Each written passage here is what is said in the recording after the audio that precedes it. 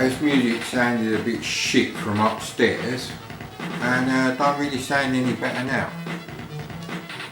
This is like trashy late 80s, you know, middle-aged rock music that Americans seem to love. That's Accolade for you.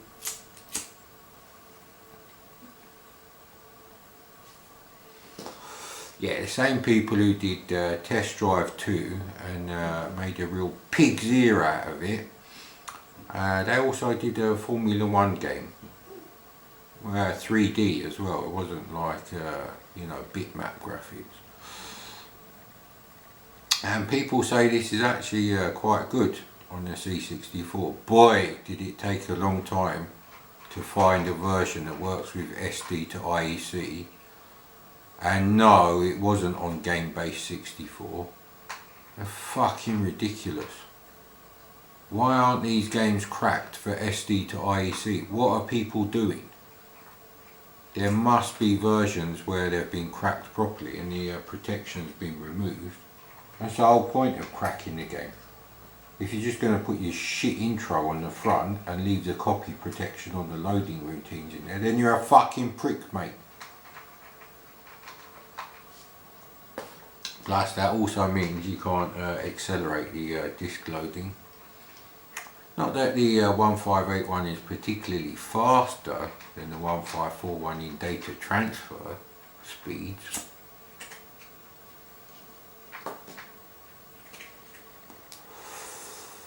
So the closest thing to this I can think of is Revs, which is half a decade earlier.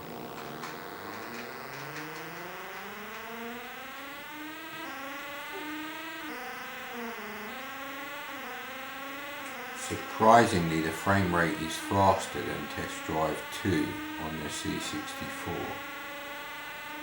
I don't think it's as fast as Revs though. Now, we've had this conversation. If you was Ayrton Senna and there was a couple of LCDs stuck in front of your eyeballs inside your visor and they're only updated 2 or 3 frames per second, would you be able to drive a Formula 1 car? No, you fucking wouldn't. So why are they asking me to drive a Formula 1 car?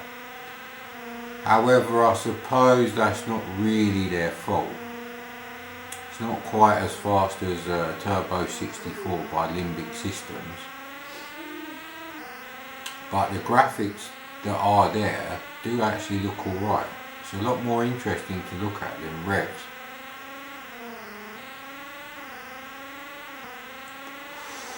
Now Revs on the BBC still looks quite Spartan, but it runs twice as fast because the BBC has a 2 MHz 6502 and much less awkward video memory layout. So I'm tempted to say we've seen enough of this game, but that would be rude. I think we need to see how the lag affects the handling.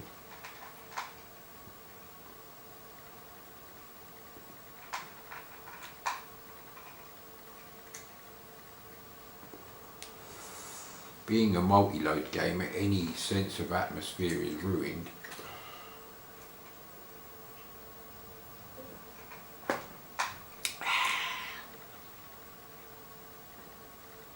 So I think in fairness, the music technically is fine for what the SID is producing. Artistically it's shit.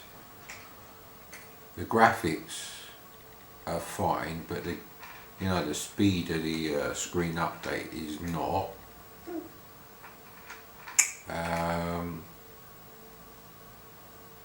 It's going to be a bit of a close call really. The loading is very intrusive getting back to the menu because it's got to load all that sample based music again. That reminds me, I need to put Garrison on an SD to IEC card because I like the C64 music on that. It's a shit game, but anyway, there's worse. Like Gauntlet 2, the official, which Atari Arcade were quite happy with. See, look, the graphics themselves are quite nice.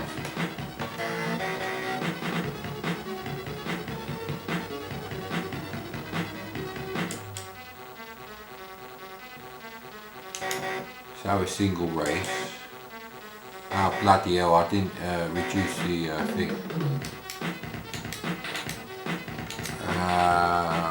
I used to like the Brazilian track on Formula 1 on the PlayStation, the original.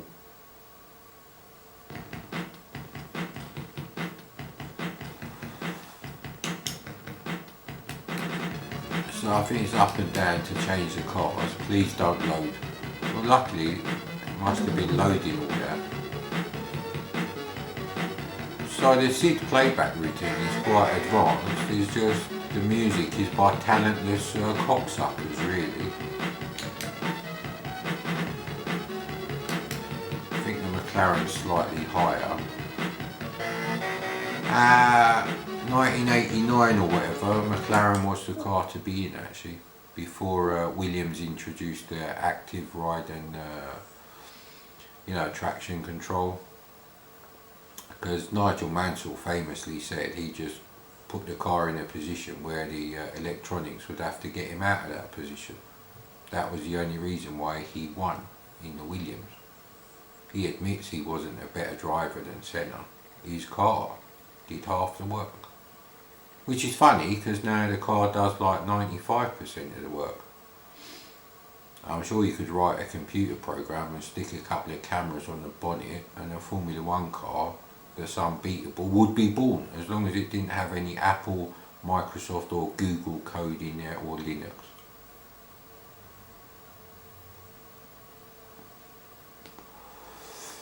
Maybe, what was that one? Next Step. Maybe that, yes. That's acceptable. Mac OS X is really a watered down, inferior version of the best version of Next Step. Eek. So, just like the Amiga, I don't like Amiga OS 4 and it desperately needs an update. Where some hairy fat guy working on it by himself, I think. Probably with builder's arse. Probably drinking lots from the stress of owning the license. Now,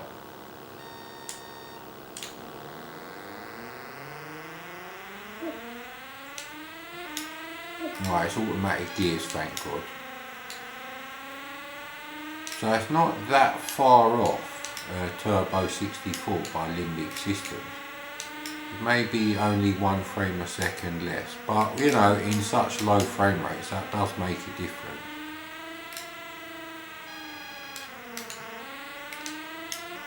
However, surprisingly, it is playable. Not in a sort of, Lotus Challenge on the Amiga sort of way, or even the ST, to be honest.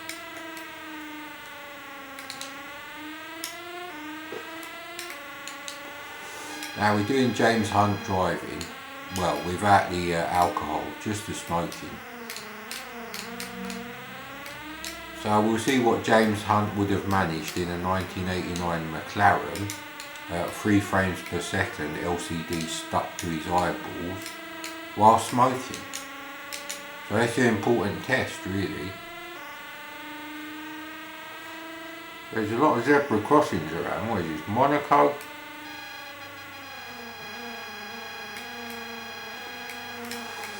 So it spins you around instead of just crashing you, which is really what all Formula 1 games should do. You shouldn't fucking blow up and then get resurrected. What the fuck is this? The New Testament edition of Formula 1 games? I don't fucking understand that. Especially as that was from Japan, really. The original Sega Monaco GP, the overhead racing game. Which is on my channel, stroke old channel. I haven't decided what I'm doing on my channel yet. If Google would let me have the Mad Commodore name back, it would mean more. Because my Amstrad channel is going to be called Madame. But Madame!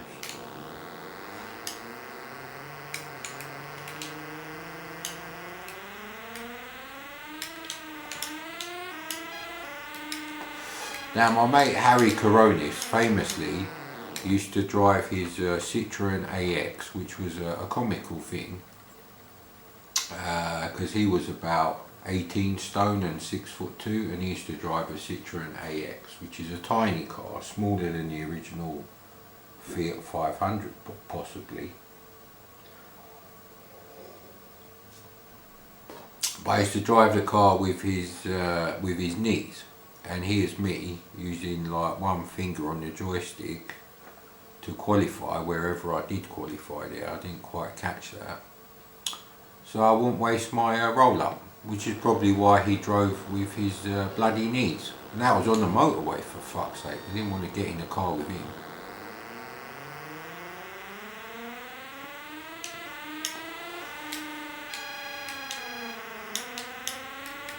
So that must be the pit lane, so he could crash into that like David Coulthard. The only Formula 1 driver I know, well, relatively modern, like from Senna's era onwards, Formula 1 driver who crashed going into the pit. So we're in 10th position.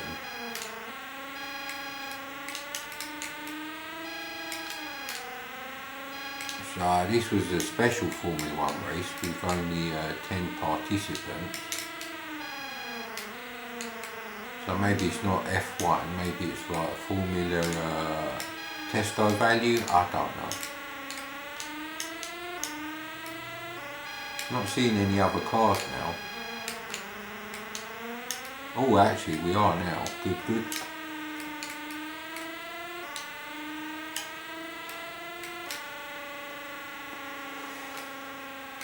So I want to avoid him.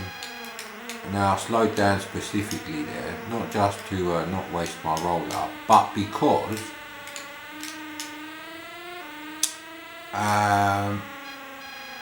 I thought if I slow down, then the lag on the handling will be less of a problem. So am I doing better than Alain Prost in a McLaren with you know, 3 frames per second LCD stuck over my eyeballs? I don't think I am. I think I am as good as Alain Prost at this game. Obviously not in a real Formula 1 car. The Professor, although he wasn't as good as Senna, and if you think he was, then you're just wrong.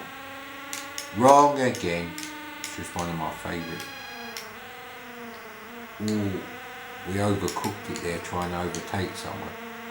And we've been overtaken again. Ooh, I think we did actually manage to overtake him. So there's a lot of like trailing behind them, not accelerating too fast, because you're trying to bloody straighten up the steering. So if you brake around the corners, it does help. So it's not quite like revs on the BBC. So this game really should have a BBC conversion, because you know, again, the road tarmac should be like light grey, and dark grey, lighter than it is, which is black at the moment, which looks like a 222 on the Amiga Deluxe paint setting. But anyway, and the tyres and the outlines for the Formula 1 car should be black. This is a common problem. Up and down makes the same problem.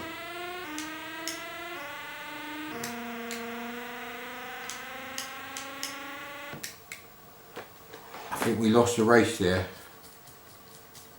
I think we definitely lost the race, because it's 14 minutes on the camera and battery light is flashing. Car destroyed, did not finish. Yeah, we did lose the race, but not because someone went over the fucking finish line. So this is interesting. Asking, you know, a C64, which has a very awkward memory layout for video memory in bitmap mode. In fact, it's just a set of, you know, rows and columns of, you know, redefining character set, you know, 8 bytes at a time. It's certainly not the way the Spectrum, the Amstrad, the BBC and everyone else does it.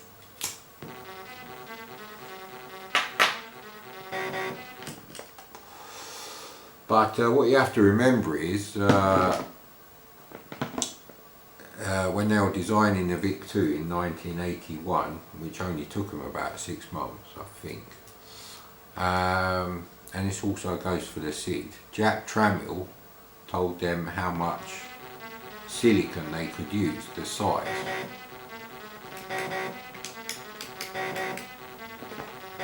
So we go with beginner there.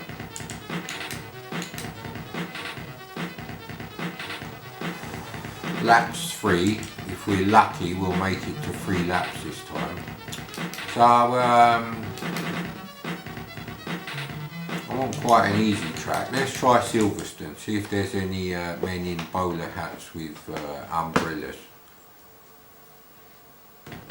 That's another thing, the British Grand Prix is always in the summer, so why then does it never rain on the British Grand Prix? That's really rare. If it's, you know, if British summer is like pissing down with rain. Ugh.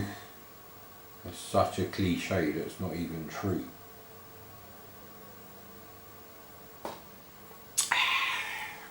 About as truthful as Deja Vu being a glitch in the Matrix, that's bullshit. We're not in the Matrix, mate.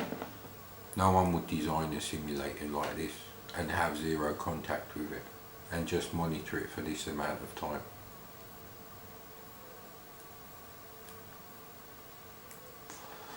Shame they don't have prepared to qualify speech in a very pole position type way. They were talking about putting speech into the Atari pole position game. I don't know what happened with that. I don't get on with the Atari people. They're like damaged people, really. I mean, they know their Atari was much better than the software would have you think. But MSX owners ain't that pissed off. Anti-Commodore.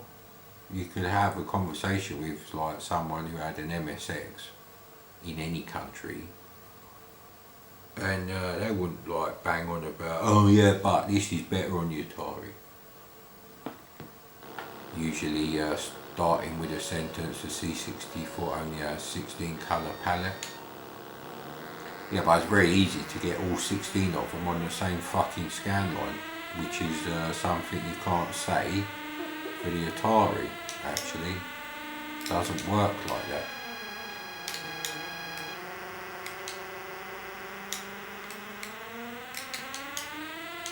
So I mean, you've got mirrors.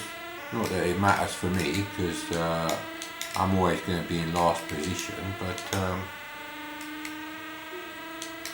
I'm genuinely surprised about this game, I must admit. You know, like I said, 1 megahertz CPU, 8-bit memory, and very awkward layout. You're almost like redefining every character on the screen. That's the kind of formula you have to do to draw, like, you know, graphics in bitmap mode on the C64. Which is fine if you're doing like a tile-based shoot 'em up that scrolls around, but not 3D games. That's why 3D is slow on the C64. That probably adds at least 30 to 50% to the slowdown compared to like the same game running on a BBC. BBC 3D games are about 3 times faster than the C64 actually, but they should only be twice as fast, so that gives you an idea there. So this game shouldn't be fun. If you talk to someone about this game and said, yeah look, you should try this game, it's you know, it's like a 3D driving game, Grand Prix based, simulator heavy, well, for any 8-bit I suppose. Now, I never had this on the Amiga either, I have to say.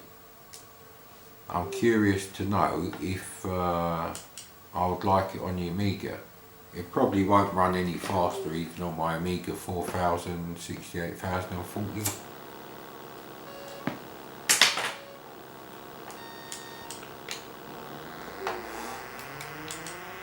So the fire button doesn't actually do anything. because the gears are automatic. Thank God that they're automatic. That's a weird thing. I would never buy a car with an automatic gearbox. Tried it once, didn't like it. So yeah, you see yourself overtaking them in the mirrors. It's like, in a way, it is a minor miracle. It's not a miracle. You know, you're not sitting there thinking, wow, that's the best it could possibly be. Maybe it is, but you wouldn't think that straight away. You wouldn't think, yeah, definitely 100% certain that's the best it could be. But still, for the specs of the machine and a very awkward bitmap memory layout, which is useless for these kind of games. That's a funny thing, because the Amiga bitplane method on the 1200 and above spec, they actually also have a problem with 3D, another Commodore computer. So, you know, Doom games were quite difficult because you couldn't update the screen the same way as a VGA simple, you know, 1 byte is, you know, 1 pixel of colours 0 to 255. On the Amiga, it just has to do 4 updates to the screen memory. Okay, it only has to update 1 bit, but if they designed AGA properly, with a special incompatible mode that you switch on, where it is like VGA 256 colour memory layout, the Amiga games would have been at least twice as fast on the frame rate. Plus, Commodore were very stingy on the old CPU spec, because I've just realised I'm in 3rd position. Fuck, you know. Irving Gould famously said 7 MHz 68,000 is enough. A bit like Queen Victoria saying let them eat cake when there was not enough bread being produced. Or something, I don't know.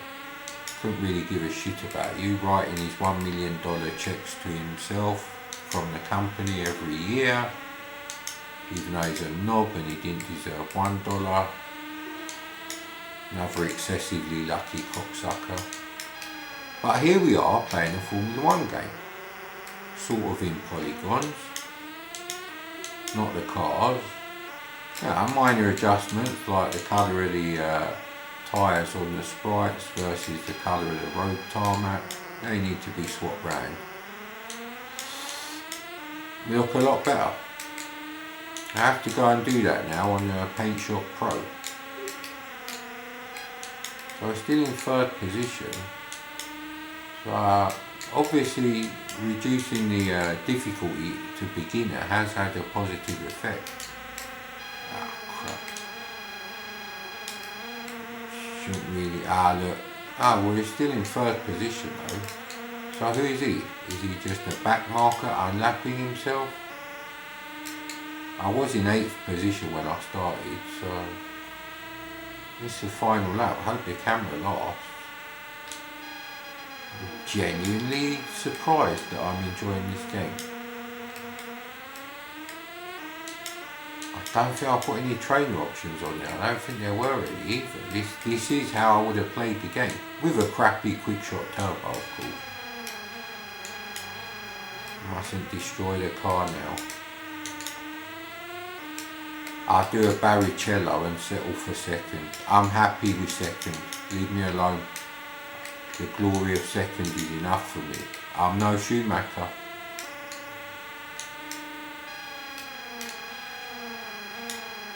Do not fucking break the car, man. So you got your position on the track. You can see where they are too. It's all good. Some minor changes on this game. Maybe a few tweaks in the code to make it run just 1 more frame a second faster. Maybe when the sprites are on screen you can like do them quicker, and then the 3D bits automatically get quicker. So you can see how sharp the bends are that are coming and what direction they are in easily enough. Which is why I went round that corner while accelerating.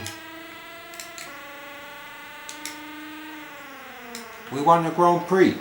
I'm bloody brilliant. I'm as good as James Hunt with 2 LCDs updating at 3 frames per second stuck over me eyeballs inside me visor while smoking. If that's not a revelation, I don't know what is.